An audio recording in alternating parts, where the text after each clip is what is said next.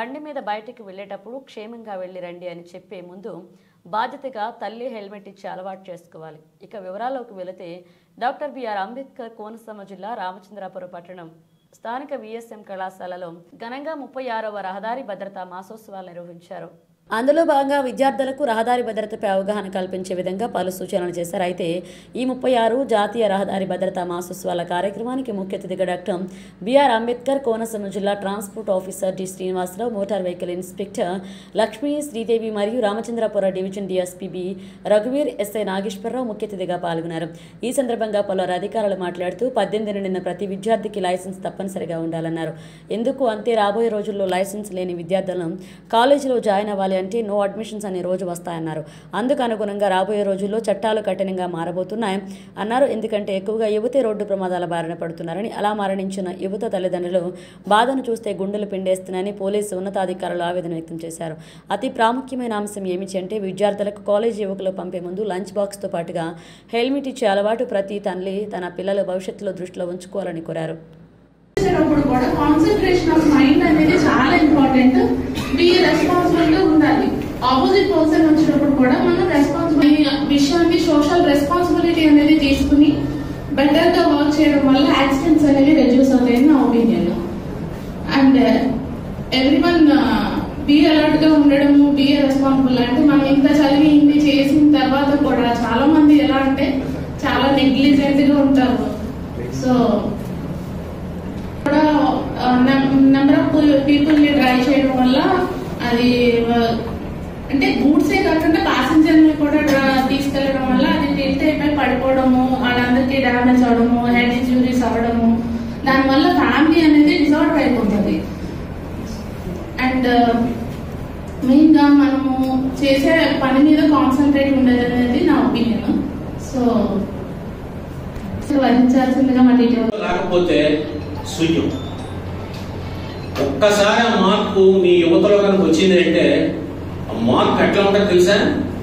స్వామి వివేకానంద గారు చెప్పారు, మార్పును ఆపలేమన్నమాట, తట్టుకోలేమన్నమాట. ఆ మార్పు అనేది రావాలి.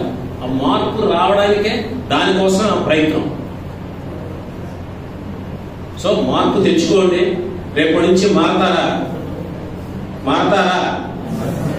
ఎందుకంటే మీ ప్రాణాలు మీ చేతుల్లో ఉండవు. గుర్తుపెట్టుకోండి. నేను సేఫ్గా ఉన్నాను అనుకోవడం పొరపాటు. రోడ్డు మీదకి వచ్చినప్పుడు నేను సేఫ్గా ఉండాలి అనుకోవాలి. నేను పర్ఫెక్ట్గా ప్రయాణం చేయాలి అనుకోవాలి. ఇది నా భద్రత అనుకోవాలి. ఆ సంకల్పం అలా ఉండాలి. మీరు ఉండి మీరు వెహికల్ ఎక్కాలి. మిమ్మల్ని చూసి ఇంకోటి తయారవుతారు. ఇప్పుడు ఒకటి నుంచే పడుతుంది, అది మొత్తం అంతా అలా వ్యాపిస్తుంది. అది ఒక మంచి ఎప్పుడు కూడా ఒక వ్యక్తి నుంచే పడుతుంది, అది మొత్తం ప్రపంచంతో వ్యాపిస్తుంది. రేపు పొద్దున్న ఈ విఎస్ఎం కాలేజ్ స్టూడెంట్స్ ఎంత చేంజ్ అవుతుంది. స్టూడెంట్స్ అసలు ఏ స్టూడెంట్ చూసినా రోడ్డు మీద హెల్మెట్ లేకుండా బైక్ డ్రైవింగ్ చేయదు అనే పేరు రావాలి.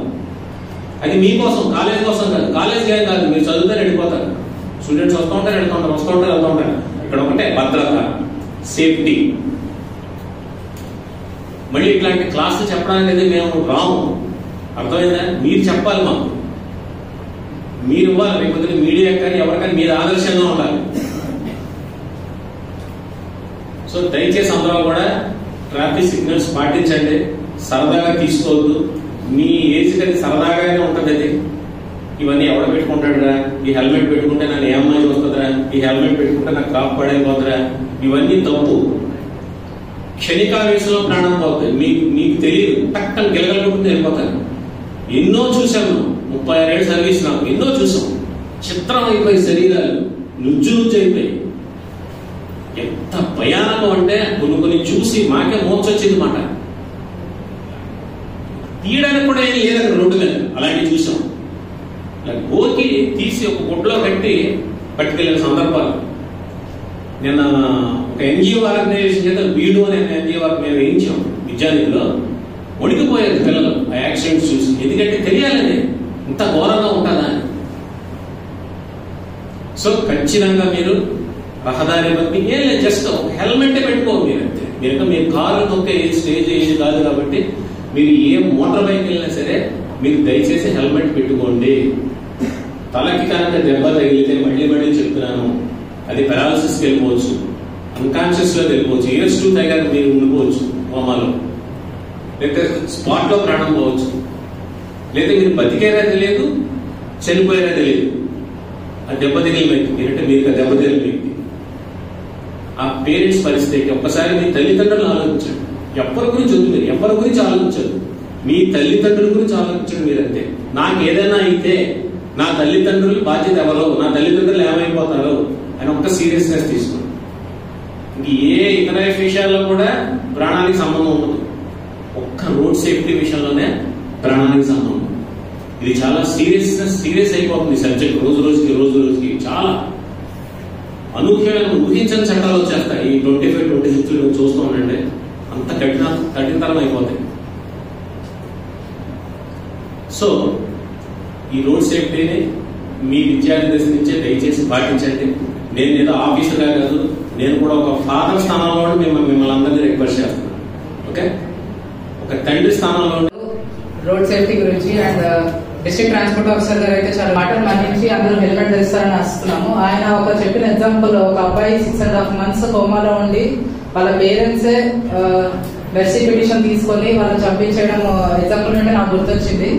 మేము ఇంతకుముందు వేరే చోట ఉండేటప్పుడు మా ఇంటి దగ్గర కూడా ఒక ఫ్యామిలీ ఉండేవాళ్ళు, ఒక పెద్ద ఆయన 2 పిల్లలు ఉండేవాళ్ళు. వాళ్ళు చాలా క్లోజ్ గా ఉండేవాళ్ళు, మాకు ఇద్దరు ఒకే ఇంట్లో లాగా ఫీల్ అయ్యేవాళ్ళము. వాళ్ళు మా ఇంట్లో తినేవాళ్ళు, మేము వాళ్ళ ఇంట్లో తినేవాళ్ళము. ఆయన పాపం ఎప్పుడు ప్రతిరోజు ఏ రోజు హెల్మెట్ పెట్టుకోకుండా వెళ్ళాడు, ప్రతిరోజు హెల్మెట్ పెట్టుకుని కిందకి వెళ్తాడు. 2 పిల్లలు ఆయనకి మా వయసే. ఒక రోజు దురదృష్టవశాత్తు ఏదో ఒక్క రోజు మాత్రం హెల్మెట్ పెట్టుకోకుండా వాళ్ళ ఆవిడతో కలిసి విజయవాడకి షాపింగ్ వెళ్ళడం జరిగింది.